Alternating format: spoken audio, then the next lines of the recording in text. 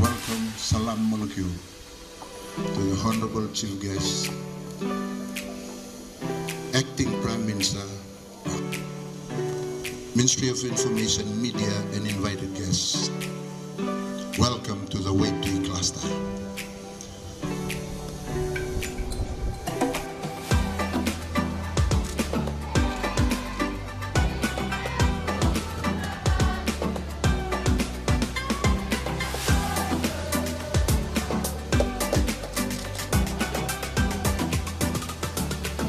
Their dreams and also achieve quality marks, and it is aligned with the vision and mission of the Ministry of Education. Pinagkabagalan reps from Pagkakasama for signing of the third teacher of Nelly Lily, St. Joseph School, to come forward with the reps for the signing of the partnership model. While you are coming up, thank you very much for your time, and I would like to take this time.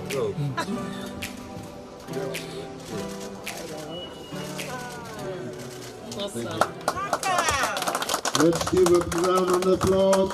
Thank you.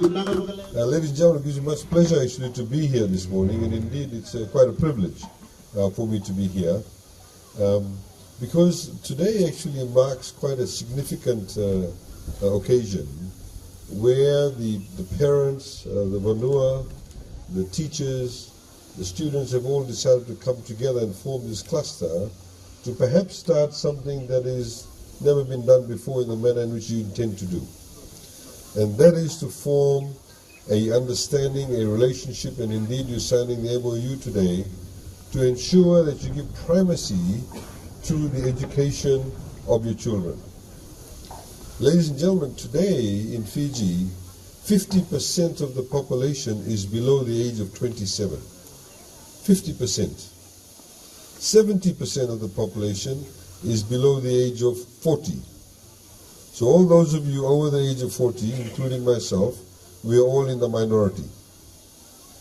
When you also have a young population, when we have 50% of the population being below the age of 27, it also means they'll be producing more babies too. The younger the population, the more younger children you get. So what must we do?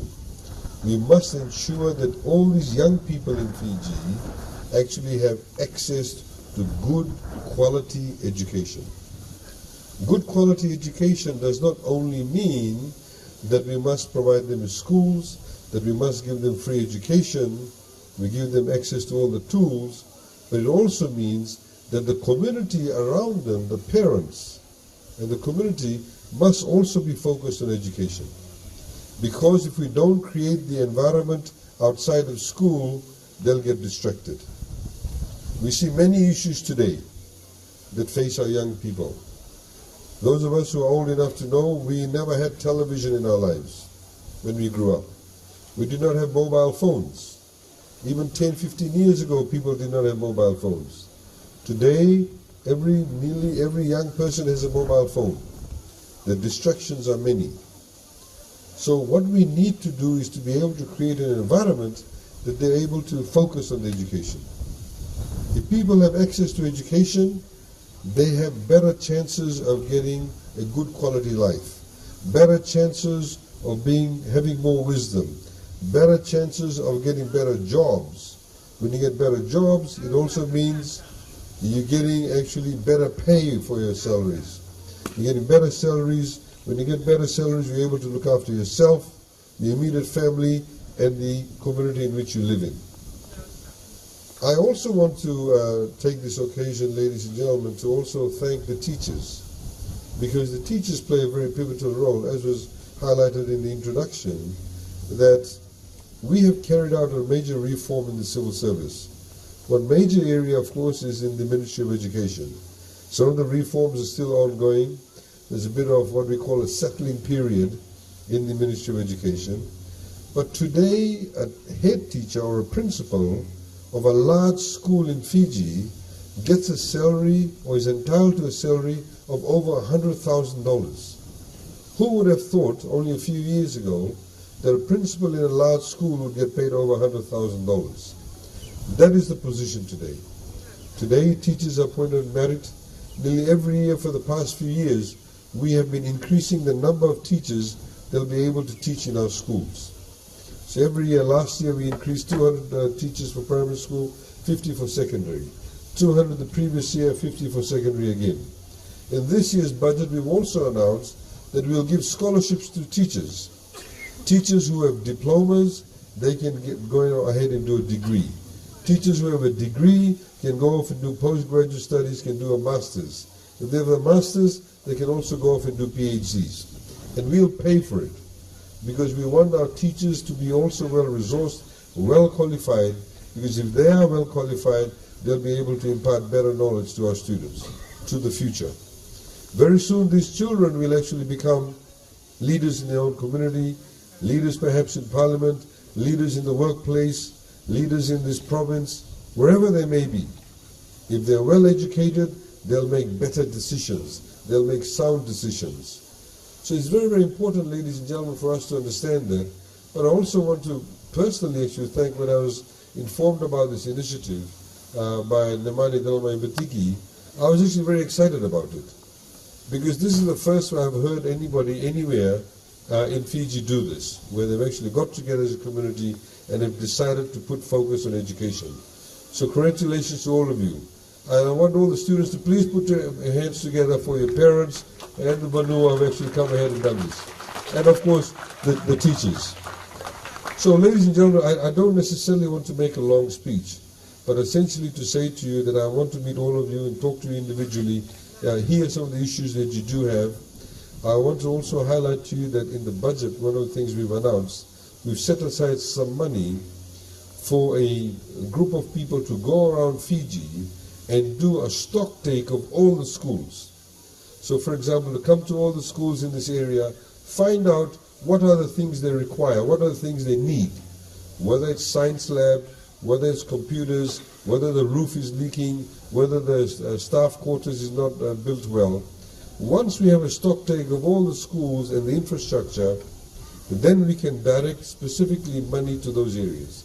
Of course, as you know, some schools maybe in Suva are very well funded. They have good infrastructure. They have science labs. But there are schools that don't have that. And we have to ensure that the foundation of our education system is built very strongly. For example, primary school, early childhood education, secondary school. As you know, a lot of the politicians at the moment are talking about universities. The only reason they're talking about universities at the moment is because the university students vote, not these young people. We are more concerned about the young people, because we have found that there are certain people, certain students in some schools as old as class 8, they still don't know how to read. They've gone through the education system up to class 8, Form 3. I was talking to a teacher in Nanoga, in one of the areas towards Maro, and he was telling me he had 3 students in his school in Form 3 or Year 9, and they weren't able to read 3 sentences. Now that is actually quite tragic. And the fact of the matter is, he also did some research and found out that at their homes, they were never encouraged to study. They never had that environment. The parents never asked them, what's your homework today? Even though the parents may not know anything about it, necessarily may not be educated themselves that well, they can still create the environment for them to be able to learn.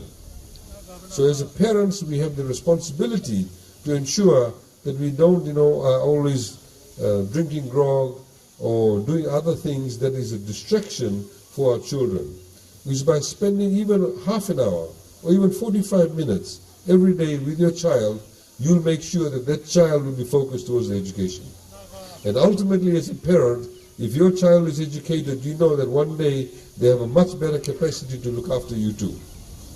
So we have, of course, provided a number of initiatives for that, and I can already see some of the things that can be done here. So thank you very much for this initiative. I think you will go down in the history books as the only locality that's actually come up with this initiative. And we can use you as an example to other areas where they can replicate precisely what you've done. So the people of Rewa have actually been the pioneers in this particular area. You know, I don't want to say too much because I've been told that people of Rewa can really talk a lot and talk really well. So I don't want to say too much. But I look forward to having a Talanoa session with you. If you have any questions, any queries, please don't hesitate to ask me. There's nothing too silly or too hard to ask. And thank you once again for this invitation. I'm very humbled by it, and I wish the school and, of course, the cluster all the best. Vinaka, thank you. No,